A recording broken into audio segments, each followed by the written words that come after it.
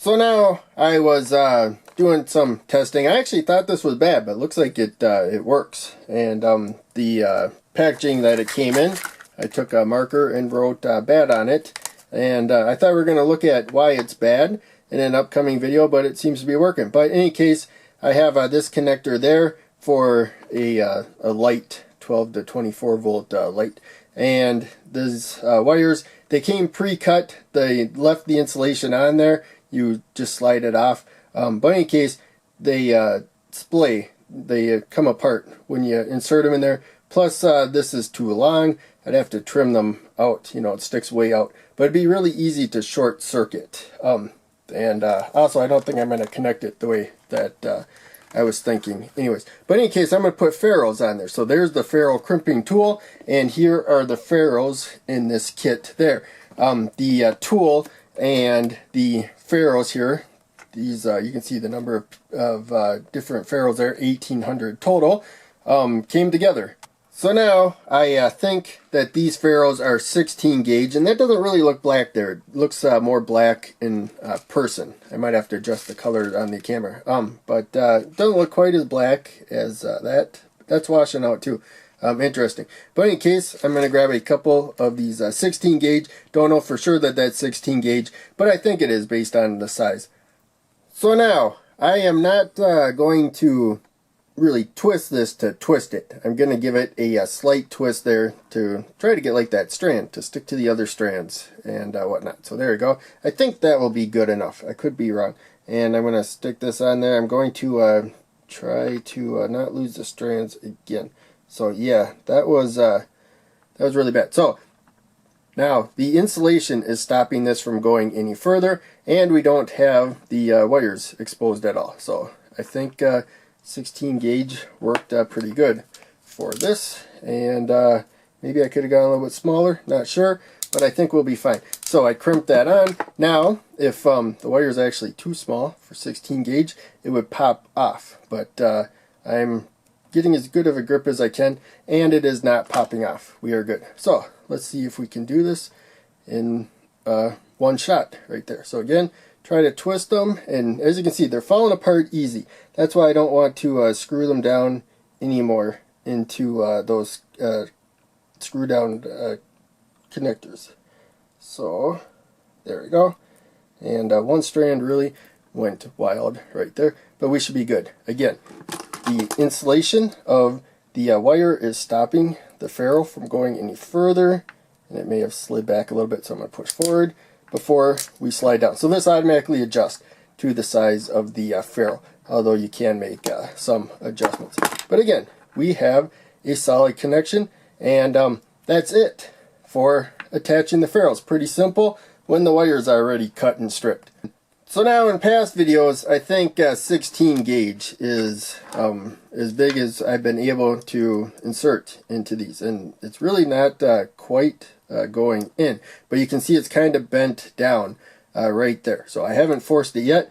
I'm going to force it forward now, and I think that bends them up, and there, now it went in. So that wasn't, you know, hard or anything to do, but I think you have to kind of bend that little flap a little bit, and now I think from now on these will go in and out you know, even easier. But in any case, I lifted these screws all the way up, and I'm not going to show both of them, but yeah, simply screw it down until it is tight. So there you could see if we had those individual strands, you saw how they were falling apart before. One could come over there, and then another one could come over there or something. You'd have a short circuit. It would be very bad, and so we don't have to worry about that anymore.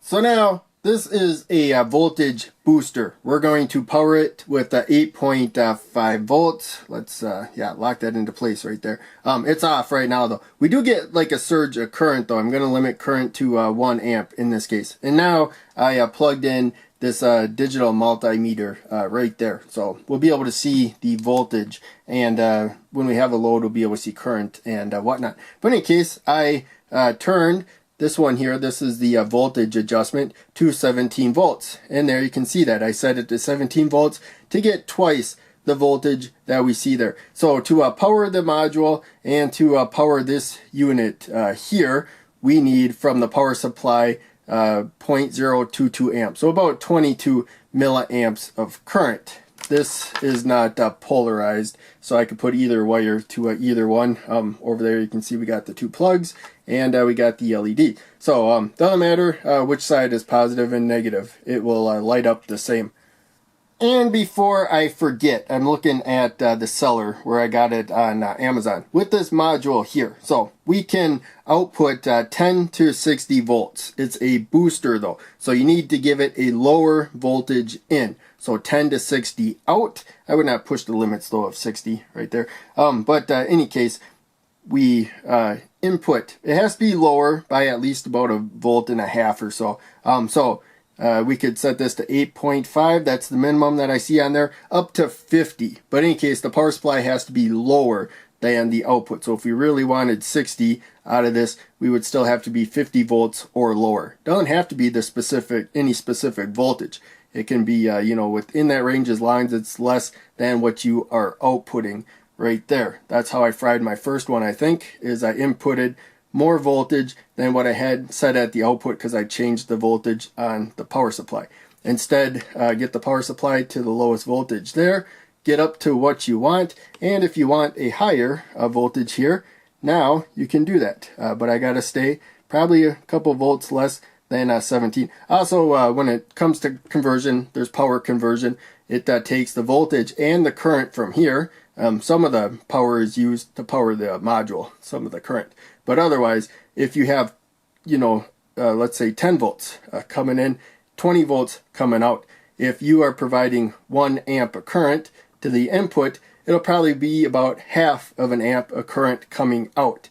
It converts the current from the power supply to extra voltage coming out. So it maintains power, pretty good probably.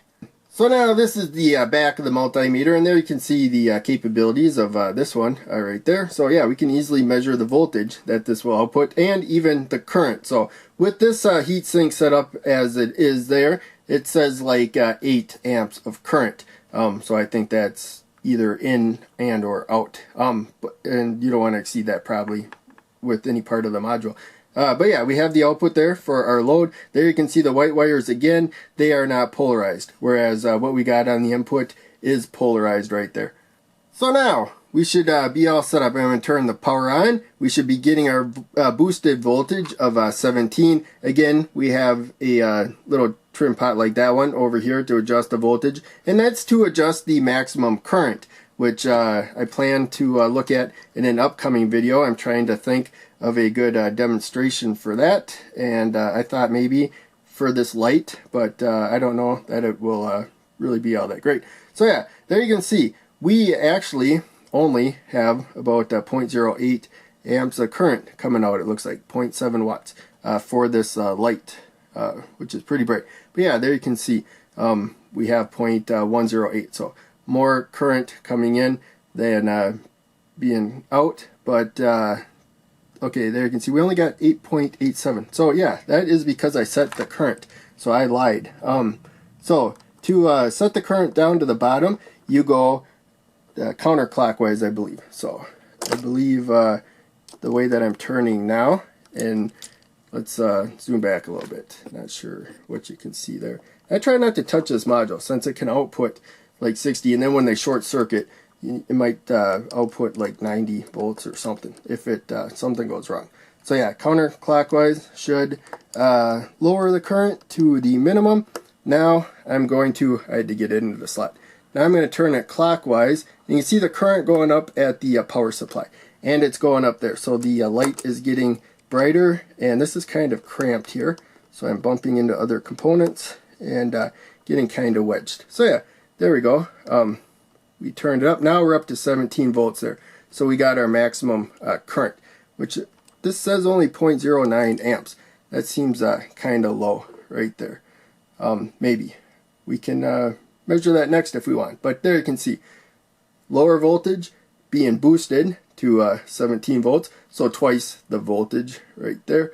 And ultimately what we get out should be about half of what we got on there. But we do have to power the board. We have to power this module and everything. This doesn't seem to need much current So that's the extra current. This is for the power supply. We probably need about 1.18 amps right there. So that's 90 milliamps, 180 milliamps probably of this coming to the power supply to power this module.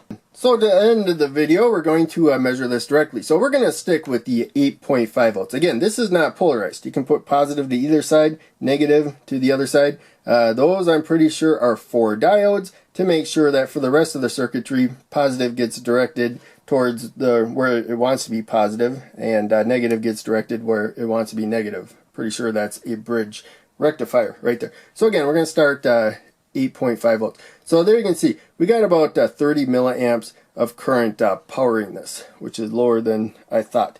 But in any case, let's go up to 9. And okay, it's just because we didn't have enough voltage. That's why it wasn't at its brightest. So 10 and okay, yeah, I think you need at least 10 volts. It looks like to really light this. That's what it wants. So we did get a little light at a lower voltage. But in any case, there you can see the current we got, 158. Now, we were powering this at 17 volts out of the module. So there you can see, again, as we raise voltage, there's actually circuitry here that I think is maybe dropping it down to like 5 volts or something for the LEDs. Not sure exactly. But in any case, there you can see we get 17. And I believe I was saying before that, yeah, we saw on the thing that we had 90.09 amps of current, 90 milliamps of current. We saw that on there when it was outputting 17 volts. So it was showing the power, you know, not as fine of a detail right there because it only had 0.09. It didn't have this extra digit right there. But as I said before, there's a voltage change in circuitry there. You can see the coil there. That's probably what that's for. And so as I increase the voltage, I believe I can go up to like 27 volts. I think it's a 12 to 24 volt module. So maybe we can go to 30 or something. But as I increase the supply voltage, more voltage making it to the module, so it's lowering the voltage for what the LEDs want, and thus the LEDs don't need as much current from the power supply because the voltage that's being pumped in is being converted to more current coming out. That's how it conserves power. Hopefully that makes sense. But in case, yeah, this went on a lot longer than I expected. I was not really planning on making this video. I put it all together. Let's actually go down to 5 volts. And that's normally what I got it at. So if I wire something else to this, thinking it's 5 volts, if it's not actually 5 volts, I could fry something. And you notice I got the 1.02. Usually I keep it at 20 milliamps of current right there. But I bumped it up 1 amp because we needed quite a bit more power for this video. So again, this went on really long. I didn't plan it, so I kind of rambled and didn't know what to say a few times. But in any case, I think it went pretty well right there. This was just kind of a bonus video. I wanted to show adding the ferrule right there, but I made a lot of videos where I just show adding a ferrule. So in this case, even though I just kind of intended to show the ferrule, I added this extra, what I was working on at the moment. Again, I thought this was fried, but it actually works. Looks like it's working really well. So I don't know what happened there. The other one I got, when it fried, I think that's the one where I actually saw smoke coming out of it. And it's outputting like 90 volts. And I saw somebody else do a review. So I was thinking maybe this was the one. I don't know which one. I just wrote bad on the wrappers for both of them. But yeah, if you fry these, you could get like a really high voltage coming out. And that would be dangerous if you got electrocuted with that. So that was kind of the warning I thought I was going to do in this video. Measure that it was haywire, but this one seems to be working. And again, we can adjust the voltage out. Doesn't have to be 17. Can go from down to 10 up to 60, as we said before. But again, the input has to be lower and can go down to 8.5 up to like 50. But whatever the input is has to be lower than what you set the output. I think that's what caused me trouble before, even though this one doesn't look destroyed. So yeah, rambled on long enough. Thanks for watching. Make sure you check out one of the other videos I posted on the screen, and check out the links down below. They all help out a lot. I'll see ya in the next video.